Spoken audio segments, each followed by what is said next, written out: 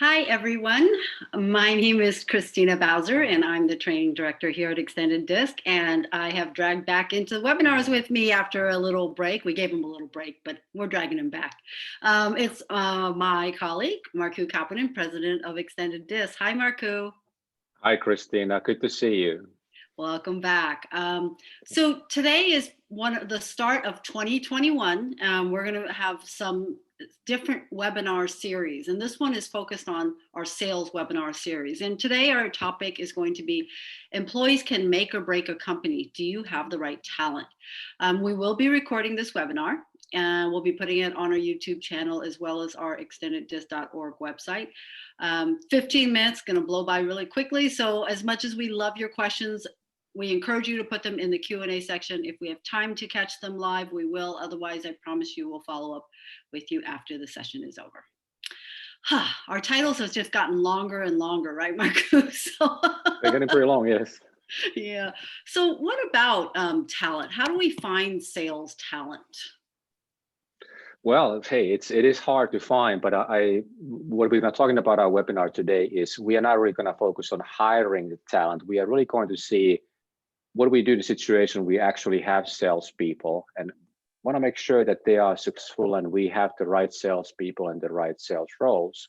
Now, that being said, I think the hiring process in not only in sales, but almost any position in any organization is an ongoing process. You always have to look for that top talent to make sure you create sustainable and success and continue to elevate your performance.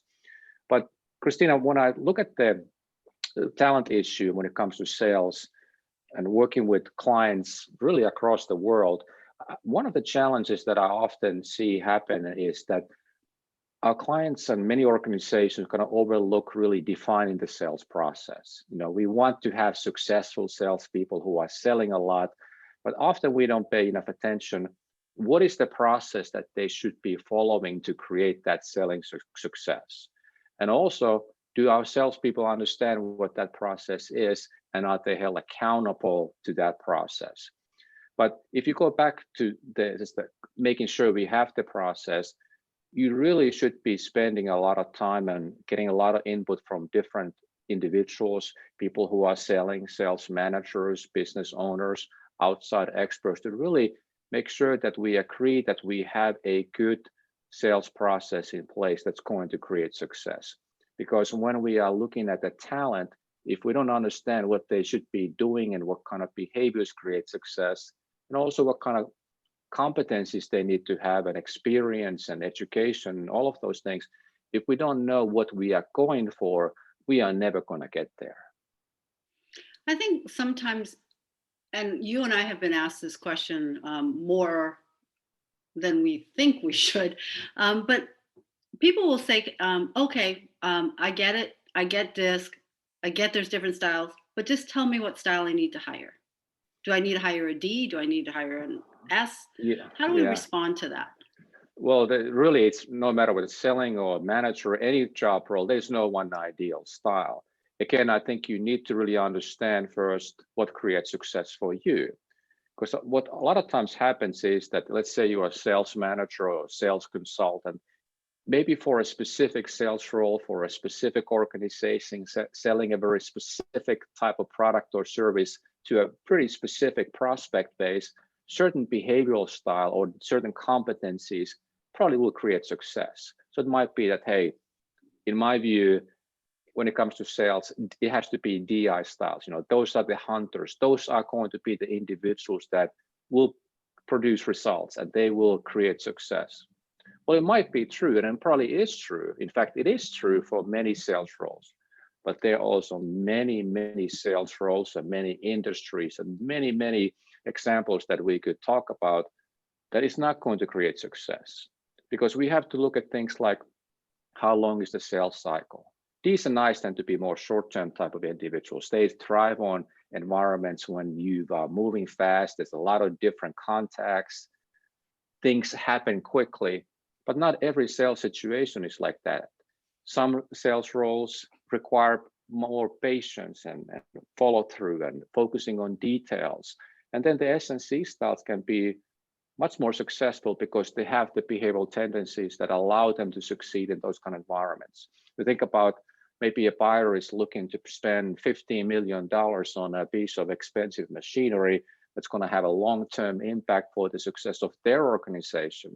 There's a lot of at stake for making that kind of buying decision.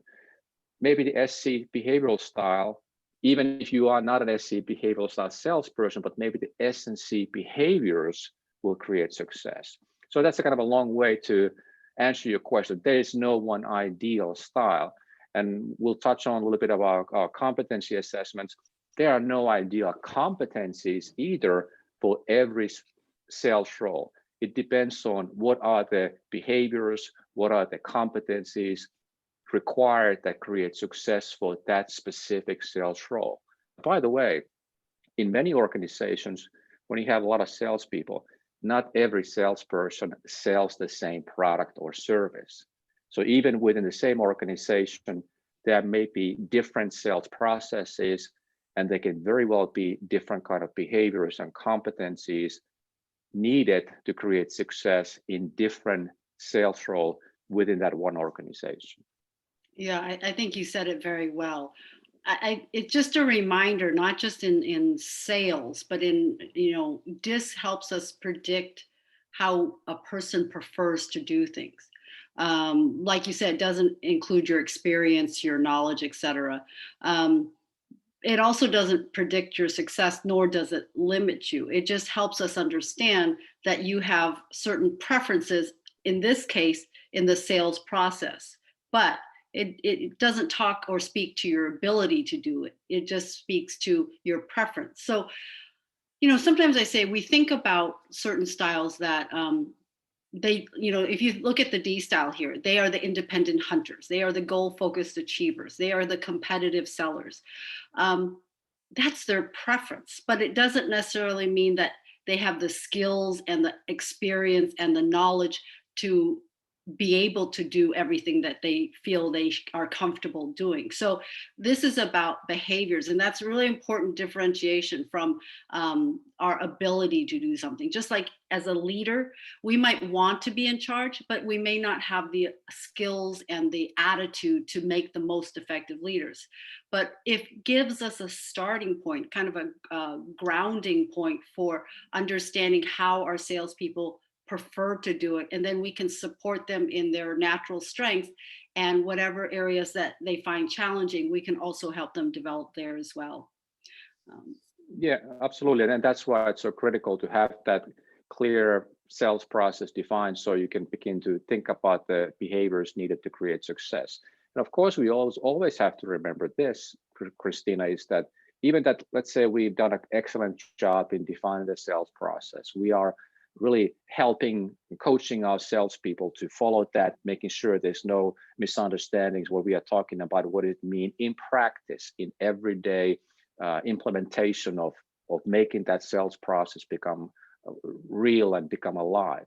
But then when we are calling on different prospects, today it's virtually on a Zoom calls, on telephone, via email, hopefully we get to face-to-face meetings again fairly soon.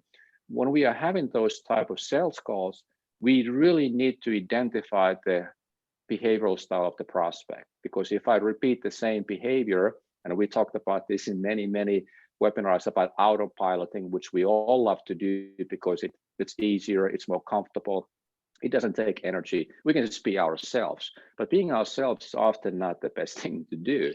We need to identify the behavioral style of the other person and make very clear decisions about how I'm going to modify my behavior in selling. I need to understand what are the type of fears that kind of prospect may have, what makes them feel a little bit pressure, what creates stress for them, what motivates them, what kind of communication is going to be most effective with that individual. Or maybe it's a team of buyers if it's a large ticket item. I need to be even more in tune to understand who's maybe this person is this way, another person is a little bit different. How do I make those adjustments? And it's a skill that we can certainly practice and learn and become very fluent with. But if we are not making those sales call to sales call and situation to situation and prospect to prospect adjustments, we are not going to be as successful.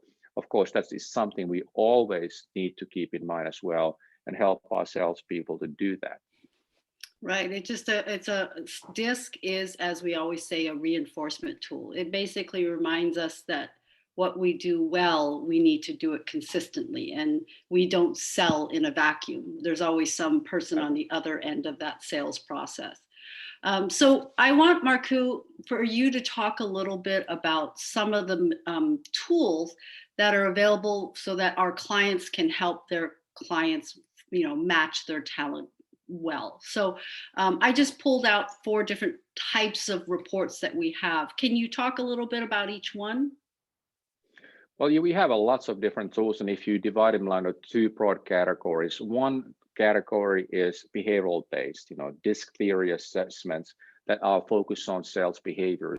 And under that category, we have lots of different types of tool, like you see there, one for sales professional, but sometimes we want to provide tools for non-selling professionals who are, let's say, accountants, CPAs, people who need to develop business, but for them, the word selling is not the favorite word. It doesn't seem right in their profession.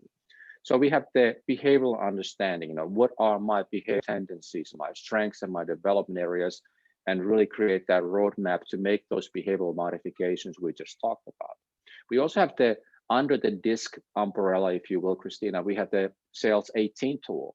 And that's really a tool for people who want to understand the behavioral impact, how they're hardwired for different areas of sales success, but they don't really want to, or they're not interested, or maybe they don't know anything about DISC.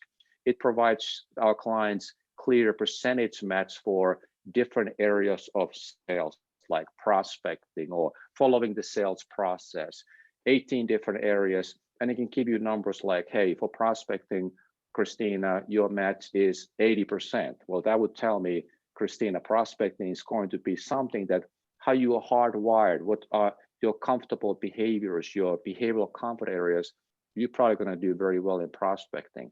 If I, on the other hand, get 20%, we may have a problem if prospecting is important. Yeah, I think that's sorry. That's just one of the things in terms of client feedback. The reports, the Sales 18, that even though it's DISC based, but you don't have to understand DISC to interpret it. And the sales capacity assessment, it's very intuitive. Like it doesn't take a lot to be able to understand the information that's provided there. And that's, I think, why those tools are so successful. Yeah, they get it right away. The Sales 18, even that's a DISC, you don't have to know anything about DISC. The sales capacity family of assessments, there are 13 individual assessments, 5 team assessments.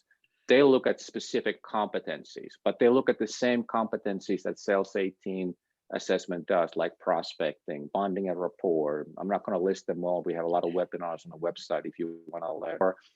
But there we can see where they are with their competencies right now. And if you want to, you can take those 2 together. So you really understand more holistically where they are, not only in terms of their competencies, but their hardwired behaviors. So you really get a full picture where they are in terms of the behaviors and competencies. The way I look at it, Christina, is that the behavioral style, it's hardwired, it's at our core. The competency is more what's happening between my ears, how I'm more logically, rationally thinking about where am I right now with the competencies. My favorite, Christina, how much excuses they are making, the sales excuse index, and also get into their mindsets, their sales mindsets that are really building blocks of those 18 sales competencies. And then oftentimes we don't sell individually, right? We're part of a team. So not only do we have individual assessment tools, but we also have team assessment tools. And I heard you mention, for the sales capacity assessment, we have at least, I think you said 5 of those. Is that right? I think so. Yeah, yes. 5. Yeah, the last time we counted, it's hard for us to keep track. So I'm glad you bring that up. We have team assessments on both sides, behavior and competencies. So if you're a sales manager, a VP of sales, you are looking at your entire sales force. You don't have the time to really look at each individual report. At the starting point, you get the big picture. You know where to start, how to develop, how to improve. So Markku, just kind of take us home, just kind of give us a what is a good takeaway for us when we think about using these types of tools in terms of matching our talent? Well, I mean, very simply, you must first really define what creates success for you for your different sales roles. If you don't do that, it's really difficult to succeed. Once you have that clearly, really well defined, and you get input from others, you know what creates success.